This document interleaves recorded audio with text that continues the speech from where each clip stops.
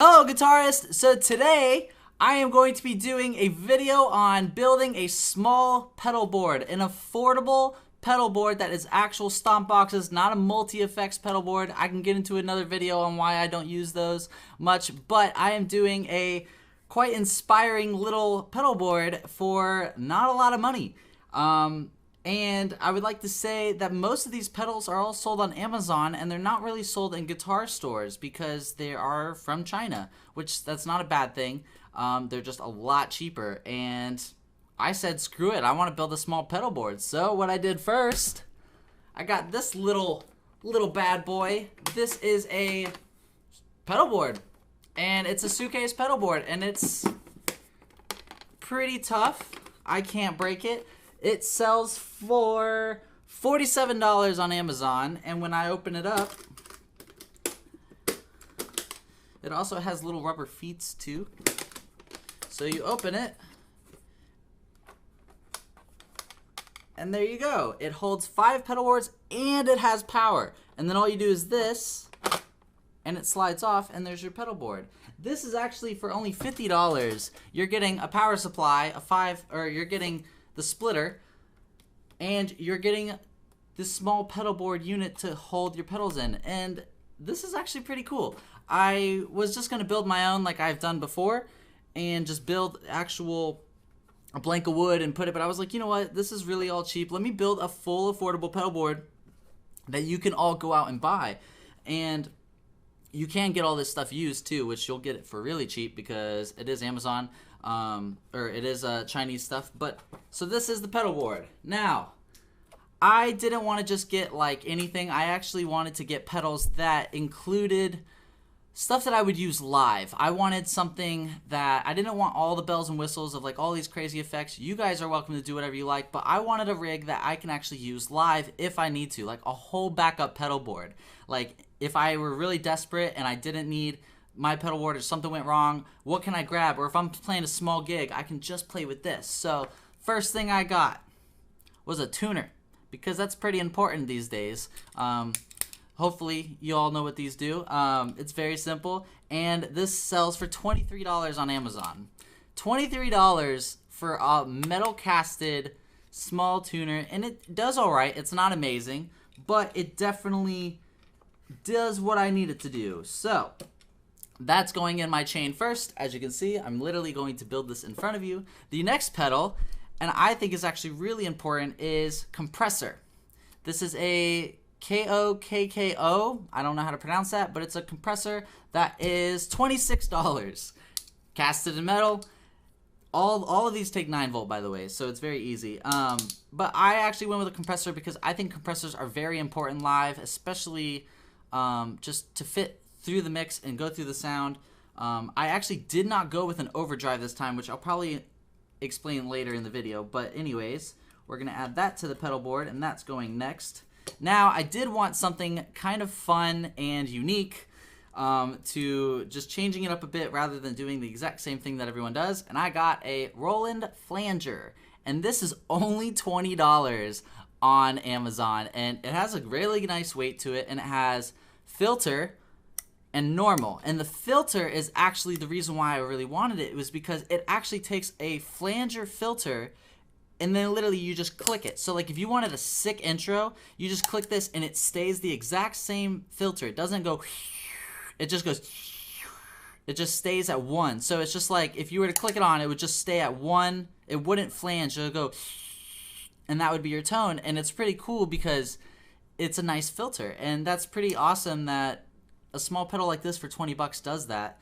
And so I added that in. And I did get it because I do like flangers a lot. I just love that big, I don't know, it sounds like a jet engine. Now, the next pedal I actually got from Roland because they wanted me to review it, and it's an awesome pedal, and I actually recommend this more than like the ISP. Noise gate. This is a Roland noise gate, and they go for, do I have it on here? Oh, it's only 30 bucks. But same exact weight, and it's a noise gate, and it cuts out all the annoying hiss. And you don't need this if you're just playing at home. But if you do find that staticky sound in your pedal board annoying, this gets rid of it, and it's pretty useful. So that goes next. And as easy as that, we're on to the last one. Last one, I actually did go ahead and get something that was a little bit better than just normal, the normal Amazon stuff. I actually went with a Mooner delay pedal. Now these go for $70, so this is almost equaling 2 pedals, but I went ahead and got it because I think delay is important, and I would actually be using this on my professional pedal board maybe someday. I do have a bunch of other delays that I'm using live, but I wanted to see, can a small expensive little pedal do better than some of the cheaper ones, and it does good. I think it's great, and it also has analog, real echo, and tape echo, and I think this is an awesome pedal. You don't have to get something like this. You can just get a standard delay pedal, but I wanted 3 channels, and most $30 delays don't have many effects. You can find them on there. I know Donner has a good delay, but anyways, here is my pedal board, and that is the order it goes in. You got tuner, compressor, flanger, noise gate, and echo. Now the echo, the reason why I have this at the end and why it's so important is I would actually put this through the effects loop. So I would kind of be complicated, and this would be going through the back of my amp. So I would actually put both cables going into the back instead of going all the way through. You can do that if you're playing like light cleans and stuff, but I like using my delay for my lead, so this would actually go through the effects loop. And then the noise gate goes at the end because you don't want the hiss, and it gets everything else in it. And the flanger is just for fun effect. Now, the reason why I didn't go with a booster pedal or a tube screamer, because most people that play metal would go for that. The reason why is you're paying like $30, and it shapes your tone just a little bit, and I don't think it's exactly necessary. And as far as a pedal board that you want to hear a difference and actually have something a little bit more inspiring, I guess, of fun, a noise gate or you have a compressor, a noise gate, and an overdrive. You never touch those ever.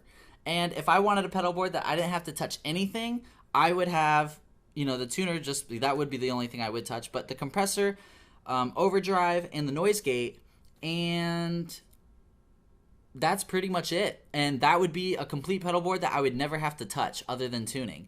These 3 would just be on. But I kind of wanted something that, like, if I wanted to play bass or something, I would plug this whole entire rig through it, and I can still use a flanger for bass.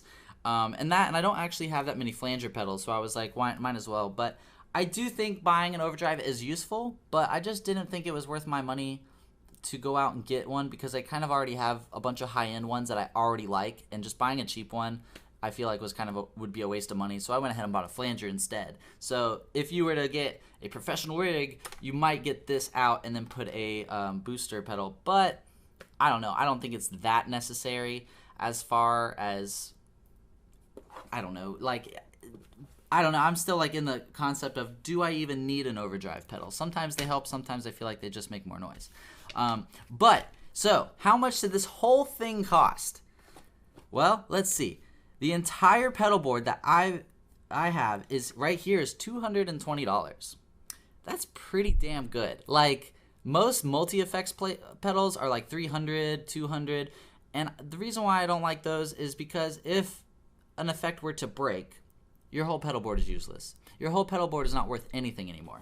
Now, these might break. They're from China. If this breaks, I take it, unplug it, and buy a new one. Or get something else, you know, and that's why I like having a pedal board. And this is way more inspiring, and I believe paying a certain amount of money for one effect, they put all the time and money into building that one effect, so that effect is good. Paying $200 for a pedal, a multi-effects pedal that has 300 settings, personally, they all suck. I think they're not that great. So that's why I would say if you're starting out and buying a pedal board, this is probably the way I would go, as far as you're stepping it up, being professional, and you can still use this when you want to play with the big boys. That's what I think. So this pedal board is awesome. It's super light. I have not used this for a show yet, but I want to someday. I'm thinking like any small really gig that we just can't carry that much gear, I want to try it, you know, see. But here's the problem is every time I play a show, I have to use my Whammy DT, so that takes another power. And that Whammy DT weighs more than this, and it would be an extra. So, like, am I being overcomplicated? But you can get, like, crybabies on here, like little tiny crybabies. But I like using a full foot because I have a pretty big foot. So, but yes, tell me what pedal board you would build, and tell me what you think of this. I think it's a great idea. And